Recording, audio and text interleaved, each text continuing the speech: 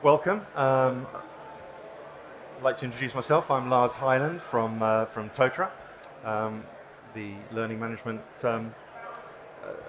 provider.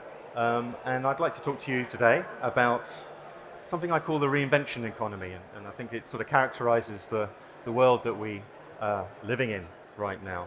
And essentially, really recognizing that a lot of the skills that we are grappling with in our organizations today are not necessarily going to be the skills we're going to need tomorrow. And how do we plan for that?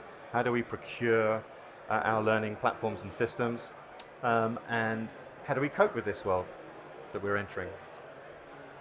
So some of you may know this character, Ray Kurzweil. He actually spoke at this event a couple of years back, but he's been a strong advocate for calling out the fact that change is accelerating and that we're going to experience and are experiencing rapid rates of change in technology.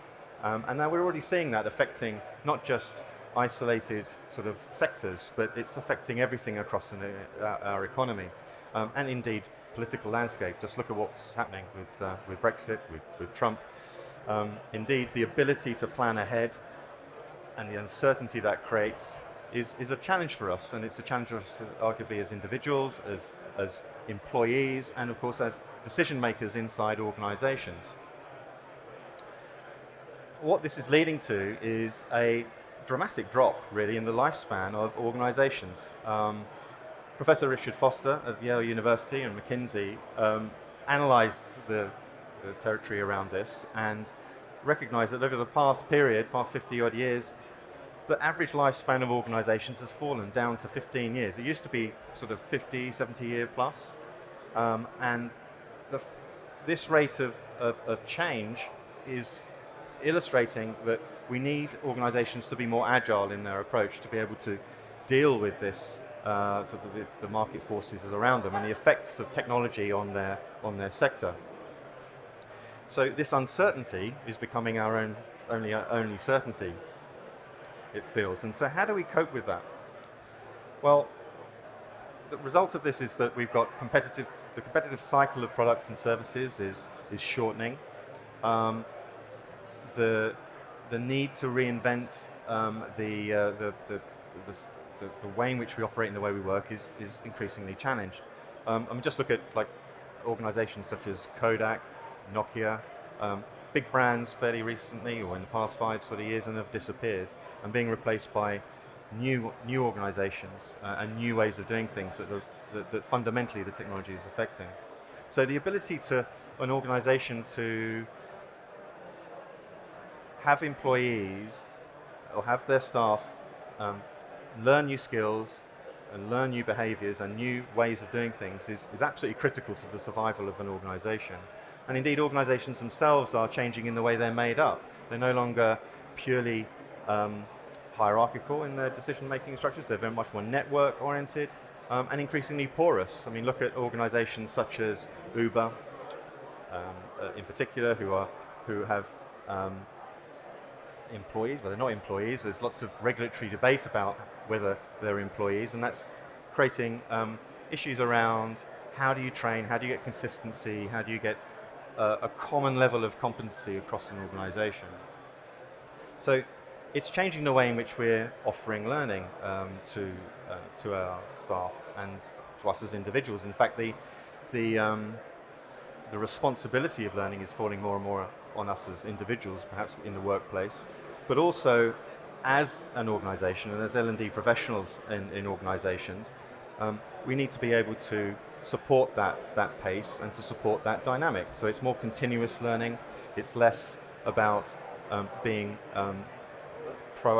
pushing structured just-in-case type training and more to a more fluid background, sort of backbone of formal and informal learning that becomes very much embedded into the workflow of your organization. But to achieve that, you do need learning technologies. They need to be much more embedded than they are currently. It's not just good enough to offer catalogs of learning via a learning platform and expect people to turn up and complete these things if they're not seen as relevant, not seen as appropriate to meeting real skills and real needs at a point in time when they can put them into practice.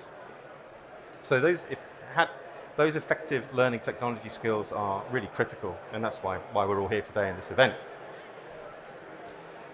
Now, it's not just me saying this, clearly. There's plenty of other organizations. We've got one of our partners, Deloitte, who have published a global human capital trends report and document in 2016, and they very much characterize this as the new organization that needs to be different by design, and that the four sort of forces of demographic upheaval, technology being everywhere, it's in every single sector now. Every sector is an information technology rather than purely its separate differentiations in the past. The speed that I've been talking about is just exponential, and that the social contract between the employer and the worker is shifting. That nature of being a porous organization. So all these forces are coming together and are driving change at all levels, HR levels and across the board. So in my mind, that means that the learning platforms that we have and the learning architectures that we have need to be more flexible and more agile, and it's not just about the technology, it's about how you procure it and how you access it and how you can adapt as things change, because the business does change more quickly and in more unexpected ways than we can judge. So if our technology is constraining us, then we're not going to be able to respond positively to these changes and remain competitive and remain successful as an organization. So this has, I think, important issues around how we go about procuring technology and our learning platforms. So when change is the business as usual, it's not something exceptional, it's something constant, then the learning infrastructure that you have and the tools that you use needs to be fundamentally flexible. It needs to be under your control within the organization. And it means that how you contract and how you procure that and how you access functional sets for your learning management system and your social learning platforms and your authoring tools, all of these things need to be able to be reassessed and redeployed in response to the market conditions that you find your organization in. So currently, in most cases, it can be quite difficult to adapt, and I'm sure some of your organizations, you experience this, that you're stuck with platforms, you're stuck with technology that doesn't necessarily do what you need it to do, and you're constrained, not just by the feature set, arguably, but you're constrained by the knowledge to achieve those things, but also commercially, perhaps.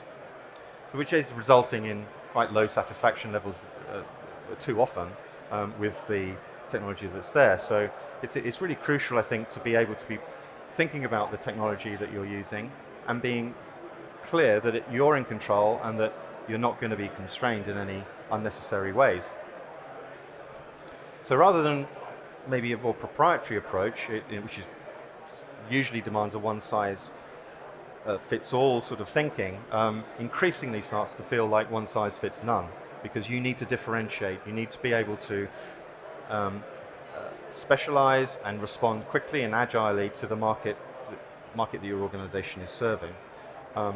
If it's too fixed in its feature set, that's going to change. Any change that occurs is going to be challenging that fixed feature set, and you may not be able to deliver the solutions that you need to make the difference to your employees. It becomes increasingly costly to extend or integrate those systems as well. And seriously, the sort of pace at which you can implement those systems, if they're too slow, if the changes that we're experiencing are anything faster than 2 years, which, let's face it, they are. I mean, the sort of experiences that we're having now feels like it's almost weekly or monthly in terms of the decisions that our businesses are trying to make in grappling with the wider changes in the market. You need to be able to know that the technology infrastructure, the investments that you're making can respond to that, and you can do that quickly. So the idea of having inflexible long contracts may be a real challenge to that, and it may well end up leading to impeding your ability to innovate and be agile. So how do we characterize that? Well, in in my case, what I suggest is that we're moving from that old world of learning being just in case to one where it's much more continuous, it's much more sewn into the workplace and workflow, and you need tools that enable you to do that, and that you're able to adjust your focus to the changing hierarchical structures of your, or the network, the sort of interactions and interrelationships of your people and staff quickly and easily, and that your platform needs to be able to do that. That you're not being reactive, that you're being proactive with the learning that's needed out there, that it's demand-led and not just a series of catalogued prescribed learning. There's a balance to be had there. That it's not generic, one size doesn't fit all at all, that it's you're able to tap into expertise that is aligned to your sector, aligned to your needs as an organization, that it's differentiated, that it's not proprietary, that it's open. And what I mean by that is not just necessarily open source, it's an open architecture that allows you to be in control, allows you to extend and adapt and change the way in which your investment is made, so that it becomes accumulative, not a stop-start. Too many times we invest, we develop our platforms, we roll them out as best we can. It takes 2 years perhaps to achieve that, by which time all of the business requirements have shifted and changed, and then we re-procure, and then we restart. That's not really making a huge positive impact to your organization and your people and your ability to respond effectively. So an alternative to that is being able to think about your investment, that it is within your control, that you can shift focus, that it's an accumulative effect, you're not throwing everything away, that you're in the position to be able to build on your investments and shift with the tide as required by the market forces that surround you. It's a much more sustainable sort of model, and the cost of ownership of that is going to be strategically a lot less than the old way of doing things. So, if we consider that, open software does give you that control. It means that any partner organizations that you work with, say if it was Totra, then those services meet your business needs as they are now. When the business needs do change, you can add the functionality that you need, you can integrate with different systems and other systems more easily and more flexibly at the time you need, not when a vendor says, that you can scale up, you can scale back down if you have to, you can switch to cyber services and mix of skills that you need as it fits your needs as an organization. So one set of specialist skills may be required for this period of time, but at a later date you may need to take it elsewhere, or tap into other skill sets too, and maybe collaborate together. Equally, you can also take control and bring it in-house. So that really means that the investment is accumulative. It means that you do get and achieve a lower cost of ownership, and that the solutions are aligned to meet those real needs as they evolve at this ever-accelerating rate. So just a little bit about Totra itself in terms of how we're attempting to do that. We have 1,100 organizations achieving this. We've got 8 million users base, operating in 47 countries and in 25 languages. And having an expert partner network around the world that has these expert specialist skills that can tap in to meet your specific organization's needs gives you that control to be able to deliver to those business requirements as they evolve. And you can learn more about those successes. We have 130 of them on our website, which I'll give you a link to later.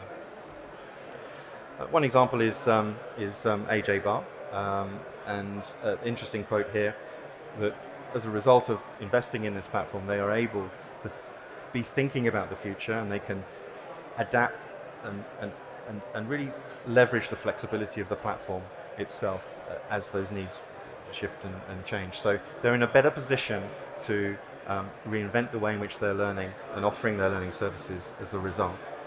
So certainly one for you to look at in a bit more detail. Equally, Sky, another great example. Here, it's very clear that they've got an idea around how their learning needs to be presented to their staff, and that they want a system that is very much targeted around Sky products, and being able to access that at the point of need, and having a platform and a system that is flexible enough to adapt to different ways of interacting with it is really, really key and important. And when those needs shift, and they will, then they are in a position to do that, working with their partner. So there's many more of these case studies around this this auditorium. We've got a number here, which I'd encourage you to go and take a look at. There's a floor plan around that has all of these listed, and I'd encourage you to take a look. We've got Brian Gaskill at Virgin Care, who will be on later, and we have tomorrow Halford's talking up in the conference, and we have Sam Morgan of Learning Pool, who are just here next to you here, who will have a lot to share with you about how the Total LMS itself can work and evolve to meet your specific needs. There's a lot of sector guides that we have as well, which illustrate how you can differentiate with our platform and meet specific requirements. So whether you're in the not-for-profit sector, government, retail sector, healthcare, whether you're looking to migrate from one platform to another, there's some expertise that we're able to share. So please do go to the website totallearning.com/resources to get more on that. And while you're here, please do visit our partners. You'll see them dotted around the auditorium. I've got Learning Pool, as I say, just here next to you. Catalyst in the other area. Synergy are just over here to my right. And Web Anywhere are in the other auditorium. Kineo just over there at the back, and Engaging Learning too. So they all have different specialist skills that I think that you'll be able to learn a lot more about Total. So thank you very much for your attention. I hope you found that useful, and I wish you a good learning technologies. Take care.